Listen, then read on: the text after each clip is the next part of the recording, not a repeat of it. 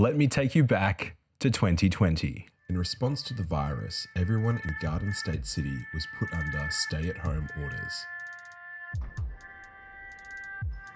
Naturally, we were all going a bit mad in isolation and were hungry for distraction. Enter Lady Kane. She hosted a kit-bashing and painting competition called #A Tale of Champions. This was broken down into 4 steps that would unfold over several weeks. First, build a champion. Second, paint up to 3 companions to join your champion.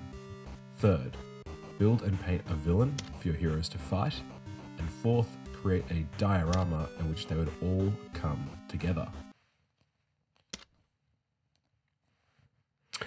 Now, each of these steps was only supposed to take 2 weeks. Maybe some of them got extended to 3 weeks. But I quickly realized that I'm something of a hobby sloth. It takes me ages to do anything in this hobby. So I withdrew from the competition because I knew I was just not going to be able to complete it on time. I mean, I've only recently finished the Corona Man. And I say recently, and that was months ago now. But that means that there's only one step left, and that's to build the diorama. The basic idea for my diorama is the interior of a mansion. Front and center, we have the champion, Mr. Toad, and his 3 companions, Teeny, Tweet, and Toke. They're in a temple-like big room. There's a big window on the back wall behind them through which Corona Man can be seen approaching. Before the Corona Man, there hangs a banner, tied between pillars standing either side of the window. It reads, Happy New Year 2020. The banner placement is a reference to 2 things. The first is the heroic shot of the banner in Jurassic Park with the T-Rex. And the second reference, well, that'll be revealed later in the video. The floor is textured with tiles running at different angles. There are ferns and palms in pots in the middle ground. And just behind them, the pillars are a combination of engraved patterns and statue figures. That's the basic blocking of my diorama. The rest I'll work out when I get to it. Okay, so we have an environment for our diorama. It's a mansion. And now we need an aesthetic. And I reckon I've got the perfect one. If we take a look at the minis that I've built and painted so far, you can see I've already chosen a design language.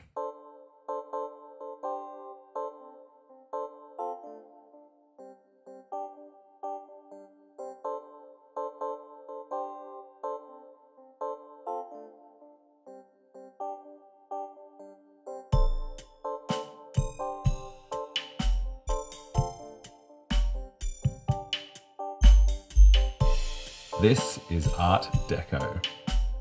If you're around my age, then you were probably introduced to Art Deco by the 2007 game BioShock. There, the Art Deco design language characterizes Andrew Ryan's underwater city of Rapture. BioShock also brings us to the second reference for the banner in our sketch. When the player first enters Rapture mid-apocalypse, big signs can be seen displaying Happy New Year 1959. But the banner isn't the only thing in the diorama that's been influenced by BioShock.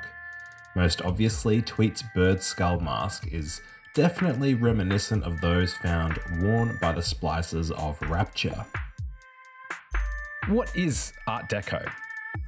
Art Deco is a design language that emerged in the 1910s, but that really took off in the 1920s after the Paris World's Fair of 1925, the International Exhibition of Modern, Decorative and Industrial Arts.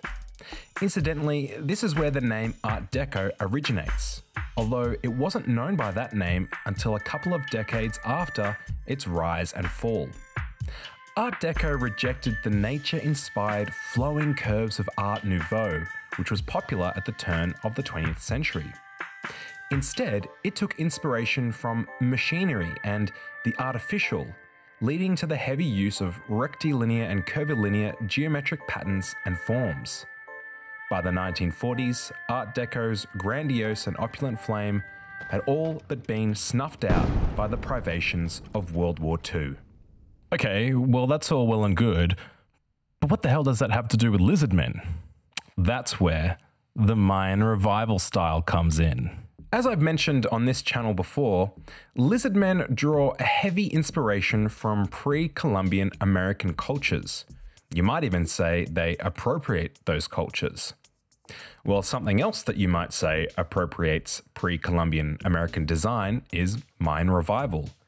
So Mayan revival and Lizardmen go hand in claw. Let's start with some context. When France sent an invitation to the USA to participate in its World Fair, the Secretary of Commerce, Herbert Hoover, declined on the basis that there simply weren't enough American artists making modern art. At least, not enough who were World's Fair worthy. At the turn of the 20th century, the dominant architectural style in the USA was neoclassicism, epitomized by the White City of the Chicago World's Fair of 1893. This style was a continuation of a European tradition, going back to classical Greece and Rome, rather than being something uniquely American. Mayan revival architecture then emerged as a solution to the puzzle of creating a style that was uniquely American. That is, by replacing ancient Greece and Rome with the civilizations of pre-Columbian America, architects found a design language that was both historicist, like the familiar neoclassicism, but that was also uniquely American. A lot of the Mayan revival style that resulted was, admittedly, pretty pastiche and a bit tacky. But the designs that I think they're a good play of the similar aesthetics that exist between the pre-Columbian architecture and the fresh and futuristic language of Art Deco. These similarities include repeated patterns like zigzags and other geometries, geometric motifs like steps and long straight lines, monumentality, and more. That's all I'm going to say about Mayan revival and Art Deco in this episode. I can go on for ages talking about these styles, but it's going to have to wait for a future installment. So that's it. I've got my plan. I've got my basic design style set up, and the only thing left now is to actually build the damn thing. So this is episode 1 of what I intend to be a series of sort of hobby vlogs, I suppose. Thank you very much for watching. I am the good dude, and this is my good mood, and I will see you in the future.